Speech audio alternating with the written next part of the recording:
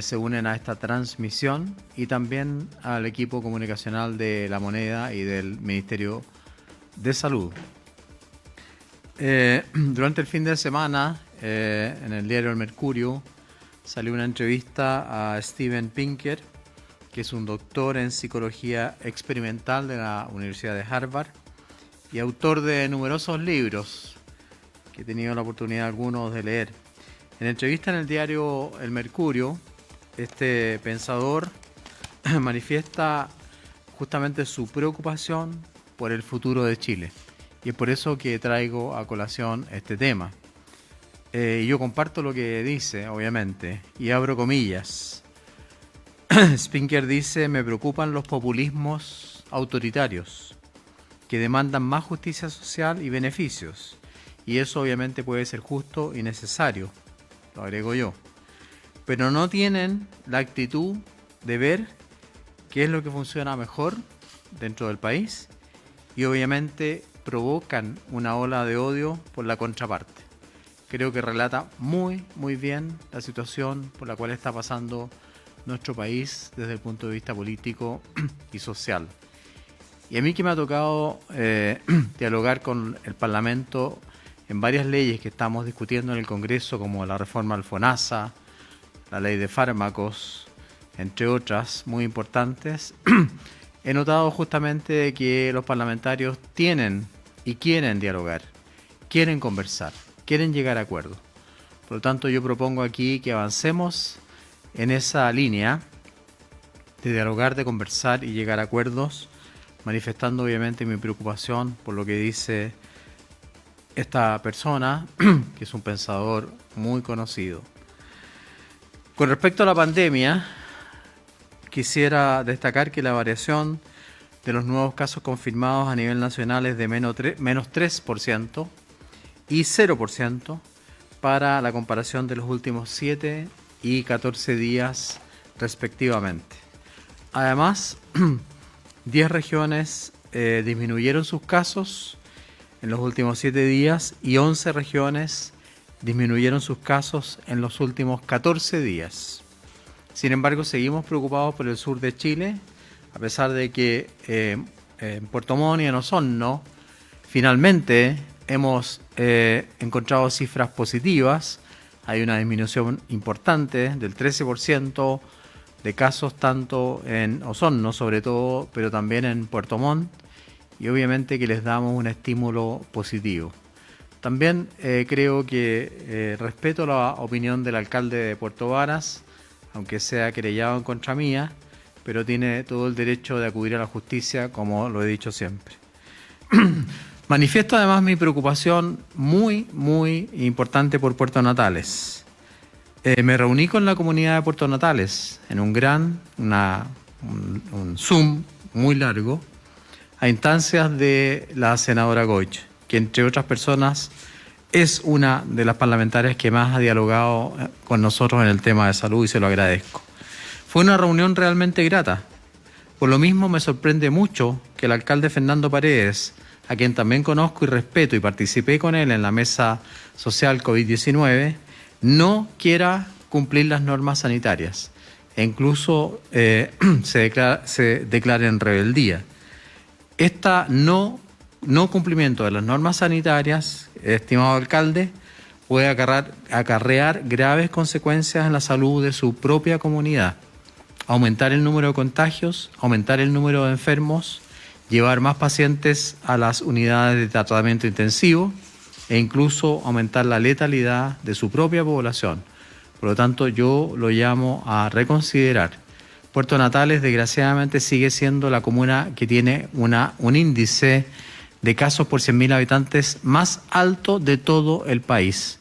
Por lo tanto, aquí lo que nosotros proponemos, un plan comunal conjunto con el gobierno para lograr revertir esas cifras y no discrepar de la autoridad. Usted como autoridad sabe que cuando dicta una norma y discrepa la comunidad de su norma, eso causa problemas. Así que le pido, Fernando, de todo corazón, que reflexione y que trabajemos en conjunto. El presidente nos ha solicitado preparar un plan comunal de colaboración entre las comunas, el Ministerio de Salud, la Subsecretaría de Prevención del Delito, el Ministerio de Economía, para ayudar a estas comunas que están con mayor cantidad de problemas. A continuación vamos a pasar a los anuncios del día. Nos acompaña Katy Martorell, subsecretaria, por favor. Muchas gracias, ministro. Tenemos tres anuncios importantes. El primero son los avances y retrocesos en el plan paso a paso. Y en este sentido señalar que avanzan a preparación a partir del día jueves 26 a las 5 de la mañana en la región metropolitana, la comuna de Isla de Maipo, en la región del Biobío, la comuna de Cabrero. Retroceden a transición también a partir del día jueves 26 a las 5 de la mañana. En Los Ríos, la comuna de Panguipulli, y en Los Lagos, la comuna de Quinchao y Curaco de Vélez. Otro anuncio importante: prontamente tendremos la votación de primarias y existen comunas que se encuentran en transición o en cuarentena y cuyos habitantes quieren poder participar, y para eso, tal como lo hicimos en el plebiscito, las personas van a poder concurrir a los locales de votación con su carnet de identidad. Es muy importante señalar que esto solo los habilita para ir a votar y luego deben volver a sus casas, a menos que tengan un permiso para realizar otra actividad que tiene que ser entregado por comisaría virtual o en dependencias de Carabineros. Este permiso solamente con el carnet de identidad entonces habilita para ir a votar y volver, y por lo tanto solo operará en los momentos en que están abiertas las mesas de votación durante el día de la elección. Y también otro anuncio importante es que respecto al permiso interregional que se encuentra en comisaría virtual, este permiso ya no será necesario para trasladarse entre regiones, sino solo el pasaporte COVID.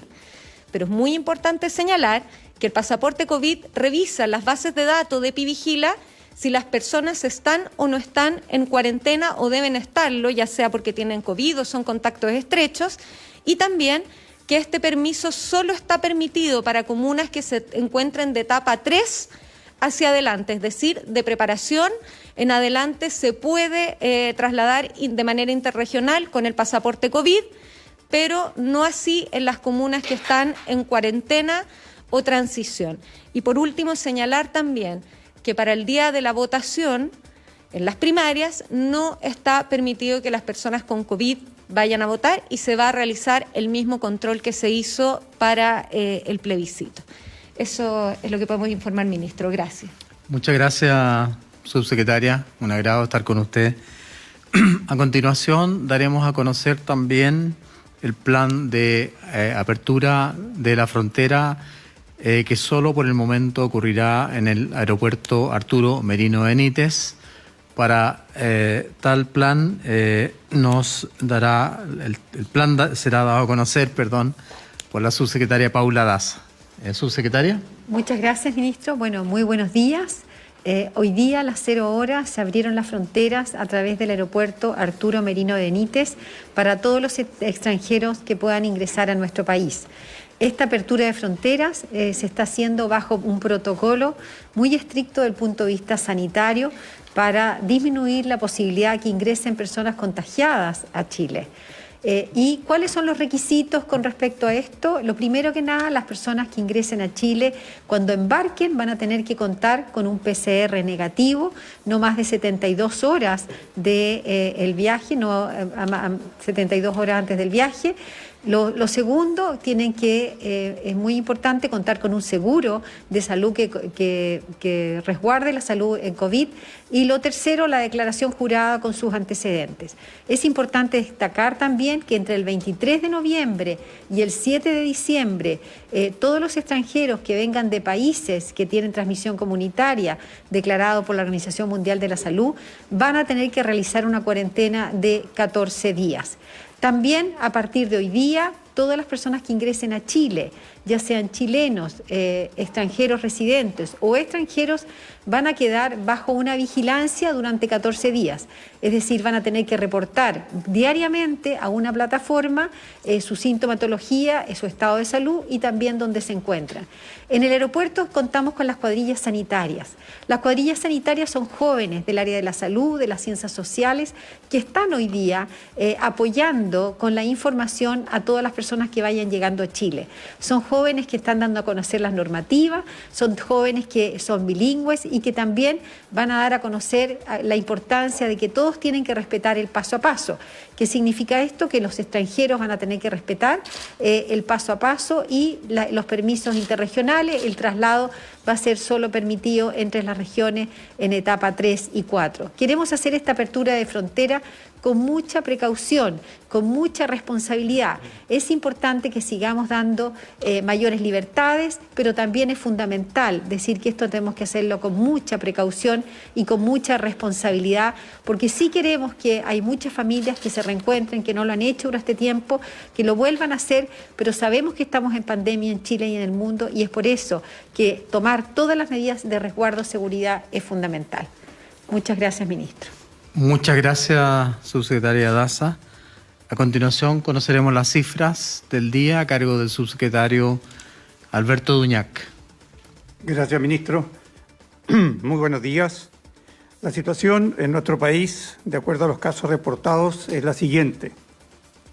1.440 nuevos casos de COVID positivo, de los cuales 903 son personas sintomáticas y 505 asintomáticos.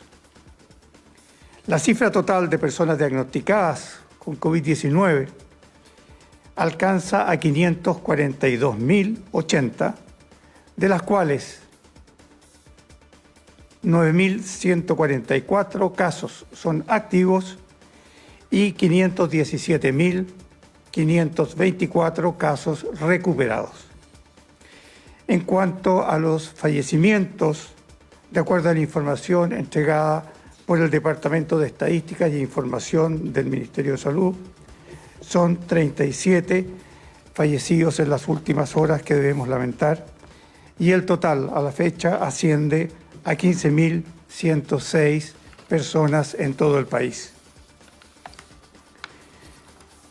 A la fecha de hoy, tenemos 704 personas hospitalizadas en unidades de cuidados intensivos, de las cuales 544 están conectadas a ventilación mecánica y 76 de ellas desafortunadamente en un estado crítico. En relación a la red integrada de salud, podemos informar que existe una disponibilidad de 342 ventiladores con sus camas asociadas para la atención de nuestros pacientes. En cuanto a la red de laboratorios, ayer se informaron un total de 38.378 exámenes de laboratorio, alcanzando a la fecha, como habíamos señalado en días anteriores, una cifra superior a los 5 millones, totalizando 5.095.476 exámenes. Con respecto a las residencias sanitarias, podemos señalar que disponemos, como es habitual, de 142 recintos de hospedaje. 5.557 están ocupados a nivel país, quedando todavía una capacidad cercana a las 5.000 plazas. Para mayor información, como es habitual, las personas pueden llamar al teléfono 800-726-666 o visitar la página del Ministerio de Salud www.minsal.cl. Gracias, señor ministro. Muchas gracias, subsecretario Duñac.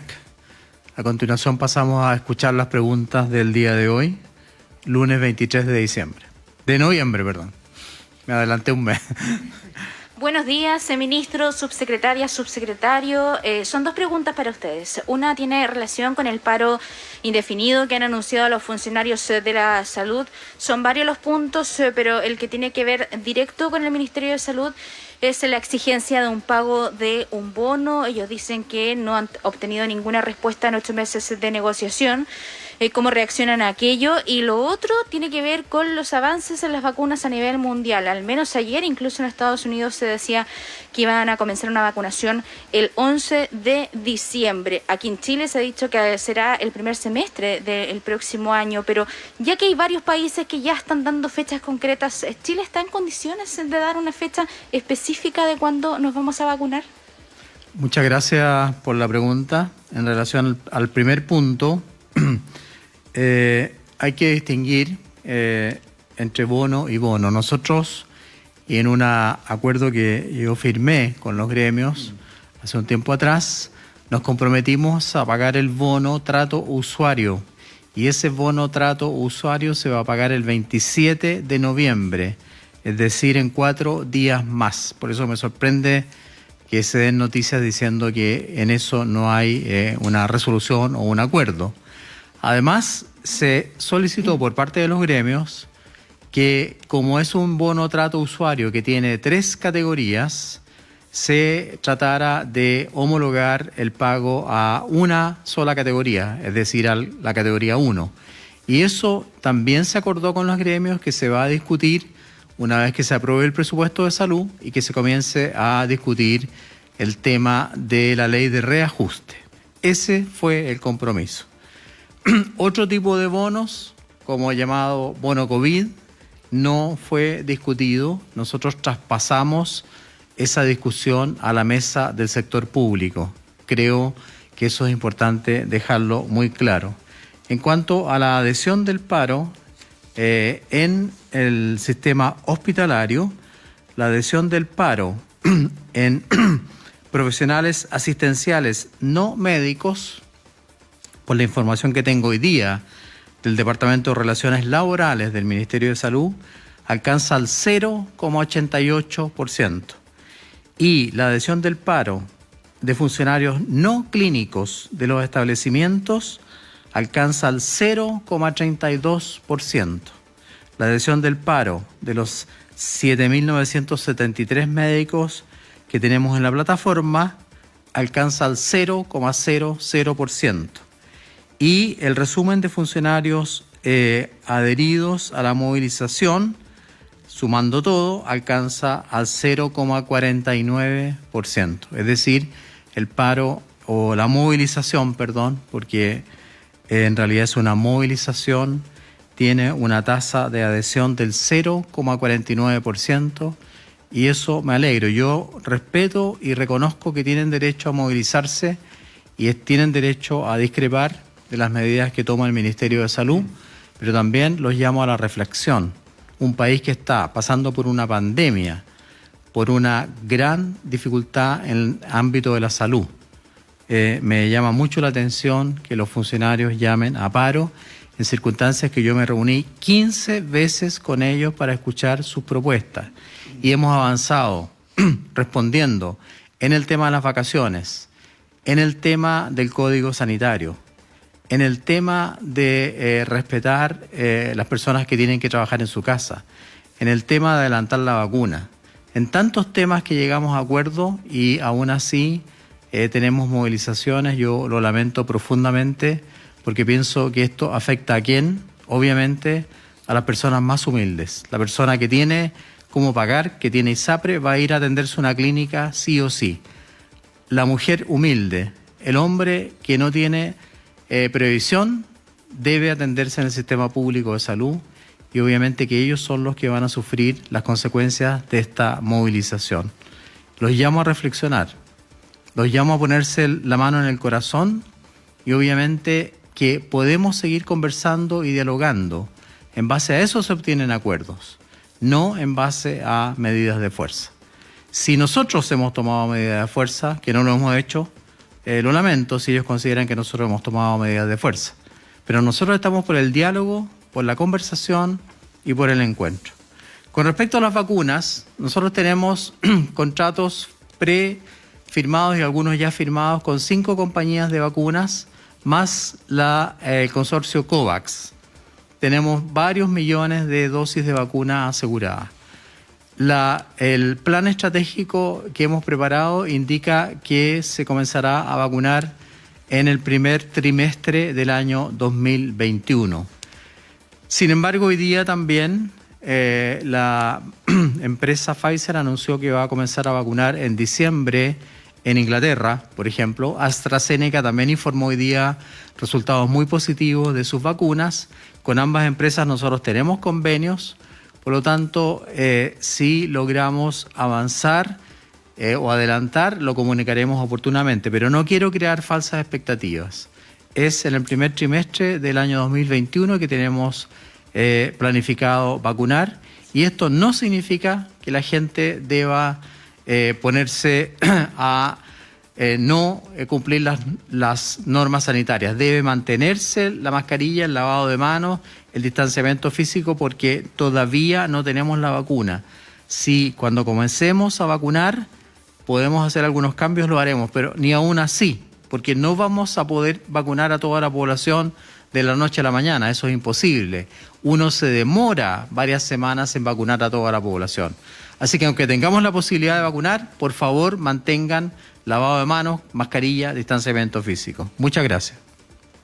¿Qué tal? ¿Cómo están? Muy buenas tardes. Primero para la subsecretaria Paula Daza, usted decía, estamos en pandemia en Chile y el mundo, y eso precisamente es lo que ha preocupado a varios y varias expertos y expertas con respecto a esta reapertura de las fronteras. Es una decisión ya tomada, está en curso, pero le quiero preguntar, porque usted era bien específica, entre el 23 y el 7 de diciembre se va a pedir una cuarentena obligatoria, ¿no?, a quienes lleguen, incluso independiente del test PCR. Tendrán que hacer 14 días de cuarentena. Le quiero preguntar, ¿qué pasa después del 7 de diciembre? ¿Cuál es la razón epidemiológica para quitar esa cuarentena, subsecretaria Daza? Y a usted, ministro, le quiero preguntar, usted muchas veces dice que no puede hablar de ciertos temas, que son temas de salud, pero usted partió esta declaración hablando de populismo, partió hablando del momento político que tiene nuestro país, ya que lo hace en una instancia oficial. ¿A qué se está refiriendo, ministro? Muchas gracias por la pregunta. La primera parte obviamente la contestará la doctora Daza.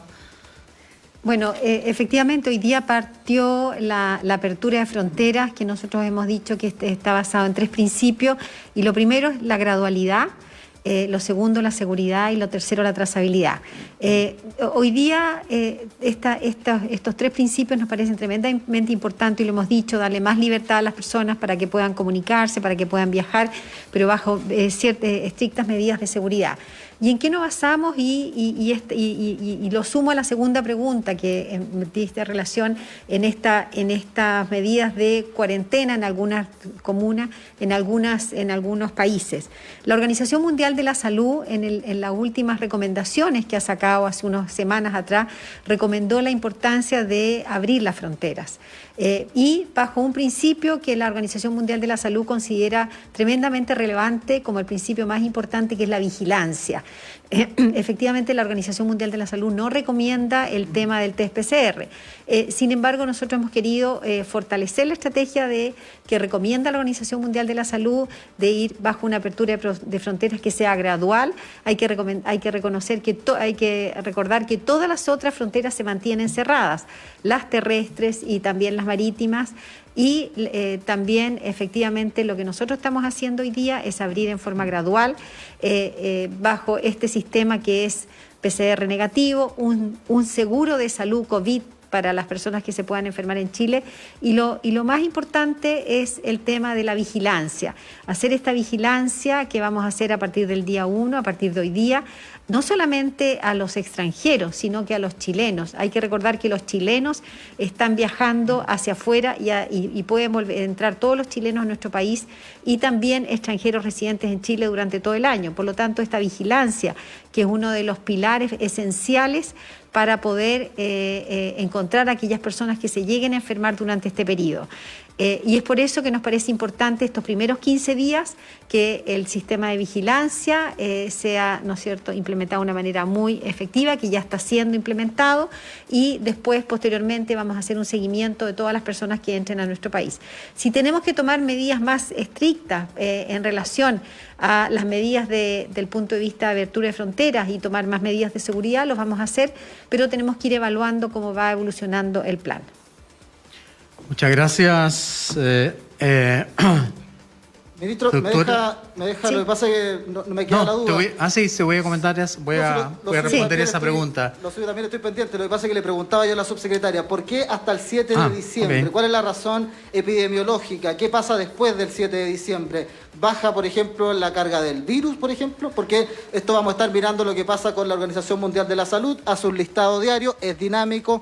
¿Qué pasa a partir del 7 de diciembre? O más bien esto tiene que ver con la reactivación del turismo.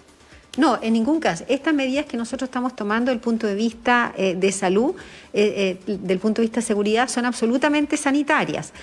Nosotros hemos implementado este plan para los primeros 15 días, principalmente para las personas que vienen llegando a nuestro país, se familiaricen con el plan que vamos a tener Chile. A partir del 8 de diciembre, todos los países van a tener las fronteras abiertas, no va a haber cuarentena, pero sí va a haber una fiscalización y va a haber una vigilancia activa de las personas que ingresen a Chile. Van a tener que ingresar con un PCR negativo, eso ya es un filtro importante de las personas que puedan ingresar a nuestro país. Va a haber una vigilancia a través de esta plataforma para que todas las personas reporten en esta plataforma su sintomatología y también reporten el lugar donde estén, cosa de hacer un seguimiento de las personas, y las personas van a tener que contar con un seguro de salud. Sí, con respecto a la segunda pregunta, Manuel, usted es bastante perspicaz y obviamente que yo soy ministro de Salud, obviamente, pero también puedo opinar de otros temas. Y creo que me preocupa justamente la actividad política o el clima político.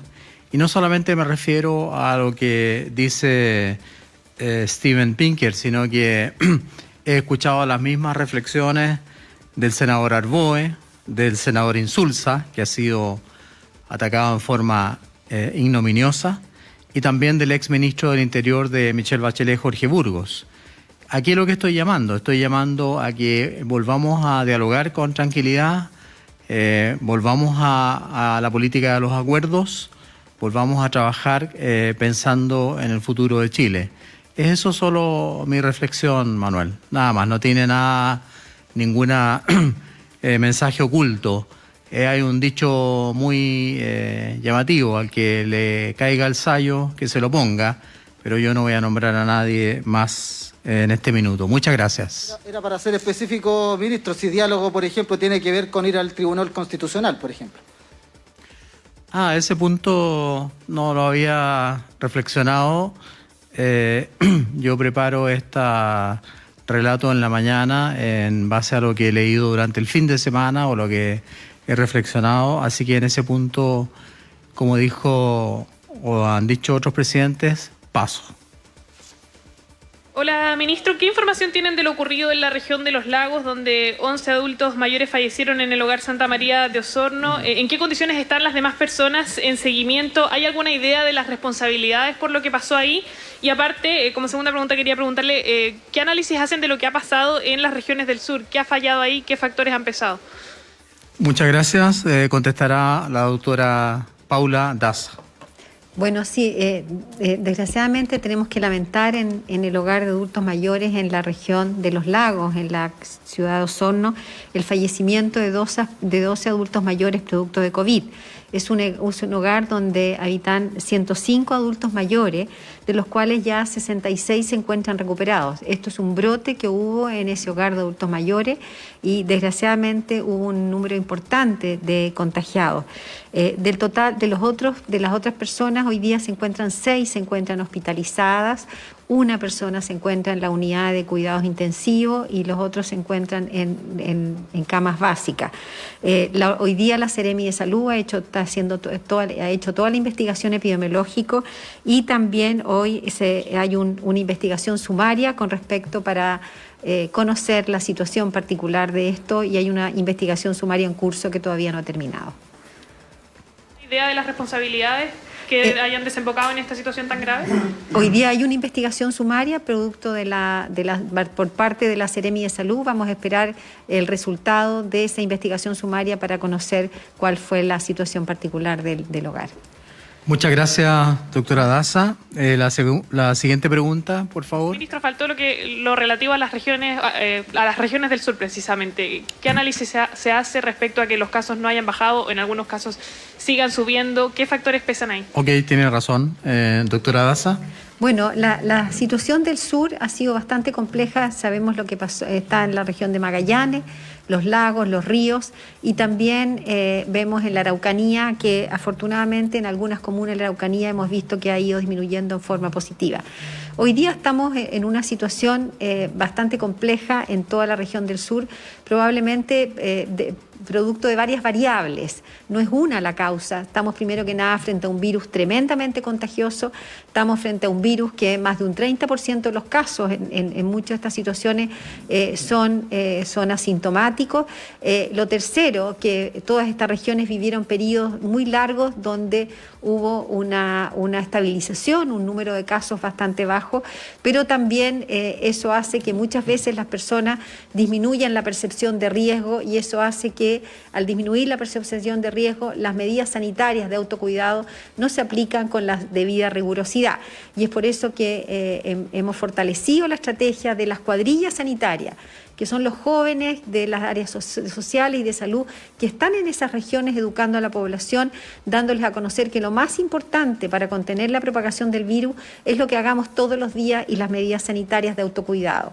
En la medida que mantengamos estas medidas de autocuidado, obviamente vamos a disminuir la posibilidad. Hemos visto también que en esas regiones, en algunas de esas comunas, la movilidad había ido aumentando en forma considerable, y por eso que hemos fortalecido esta estrategia de las cuadrillas sanitarias, que es la comunicación de riesgo. También hay que decir que se ha fortalecido la estrategia de testeo y de trazabilidad, y también tenemos un pilar que queremos fortalecer y que ha sido más difícil, que son las residencias sanitarias. A muchas veces las personas no les gusta trasladarse a las residencias sanitarias porque de los brotes que tenemos, de los brotes encontrados, un porcentaje importante son brotes intradomiciliarios. Por lo tanto, sabemos que las personas cuando se trasladan a una residencia sanitaria disminuye la posibilidad de contagio en su familia. Así que son variables principalmente obviamente de cómo se comporta la pandemia, un virus tremendamente contagioso, y también de las medidas de autocuidado, que a veces vemos que las personas se relajan y eso hace que aumenten los contagios. Muchas gracias, doctora Daza. Siguiente pregunta, por favor. Sí, buenos días. Son dos consultas, y a propósito de lo que se mencionaba sobre la realidad del sur del país, la situación en la región del Biobío es compleja y su hospital, el hospital regional, es referente en el sur del país. ¿Cómo se explica entonces que en medio de esta realidad salga de su cargo el director Carlos Capurro? ¿Qué hay detrás de esta salida? Y la otra pregunta tiene relación con los dichos del subsecretario de Redes Asistenciales, Alberto Duñac, el día sábado, cuando hablaba del lamentable fallecimiento de la doctora Carol Ortiz por COVID-19. Decía en medio de sus declaraciones que bajó la guardia y contrajo la enfermedad fuera del hospital.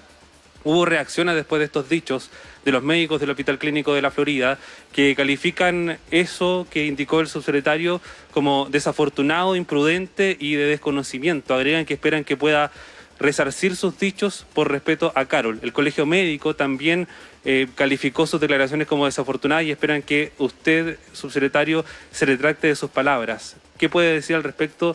¿Qué aclaración puede hacer respecto de lo que dijo durante el día sábado sobre el fallecimiento de este médico?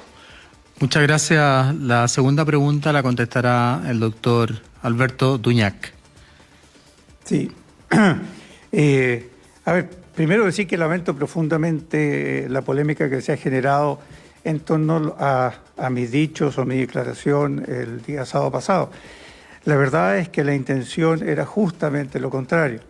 A mí me tocó conocer cuál era la realidad durante el punto más álgido de la pandemia, lo que era el trabajo en las unidades de cuidado intensivo, y mi intención era fundamentalmente justamente resaltar el trabajo que tenía todo el equipo de salud durante los periodos más complejos de esta pandemia.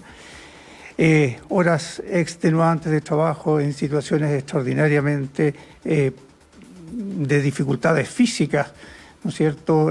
Grandes equipamientos que había que estar poniéndose en forma permanente, eran condiciones que la verdad es que hacían el trabajo muy, muy duro. Y además que todo el equipo de salud tenía que estar presente, rotando con mucha frecuencia, a veces con jornadas muy largas de trabajo, porque debían suplir a otros que se habían enfermado. De modo tal de que la intención justamente era resaltar esos hechos y no otro aspecto, pero también a la vez ponernos a todos en alerta que esta infección está en todas partes, que no nos debemos descuidar ninguno de nosotros. Podemos adquirirla en cualquier lugar, y eso justamente con la idea de las fiestas de fin de año que vienen, las vacaciones, las cifras que estamos viendo en algunas ciudades del país. Por tanto, eran dos ideas distintas. Mi respeto, mi cariño a toda la familia intensivista a la cual yo mismo pertenezco. Y si desgraciadamente mis palabras fueron inoportunas, evidentemente que toda la disposición mía a disculparme, porque estaba, como digo, muy lejos de mi intención haber dicho algo que fuese inapropiado. Muchas gracias, doctor Duñac. Con respecto a la pregunta referida al Hospital Guillermo Gran Benavente, el señor Carlos Capurro, a quien le agradezco obviamente su trabajo de varios años, fue elegido por alta dirección pública y terminó su periodo por alta dirección pública. Por lo tanto, no es exacto decir que él fue eliminado de su cargo o suprimido de su cargo. Él terminó su periodo por alta dirección pública y puede volver a postular. Mientras tanto, obviamente se puede nombrar a un subrogante. Yo creo que los hospitales no dependen solo del director, aunque es muy importante. Los hospitales dependen de todo el equipo de salud, incluidos las auxiliares, los TENS, el camillero, el chofer de la ambulancia, y de ahí hacia arriba, auxiliares, enfermeras, matronas, médicos. Por lo tanto, el cambio del director, que no fue un cambio, ni fue expulsado, ni le fueron cortadas sus funciones, como se trata de decir, era un cambio natural, ya que él terminó su periodo de ADP. Incluso Carlos puede volver a postular a un nuevo periodo. El hospital va a seguir funcionando con la eficiencia de siempre. Yo estoy muy agradecido de ese hospital, que fue uno de los hospitales que recibió más pacientes de otras regiones del país en el periodo peor de la pandemia.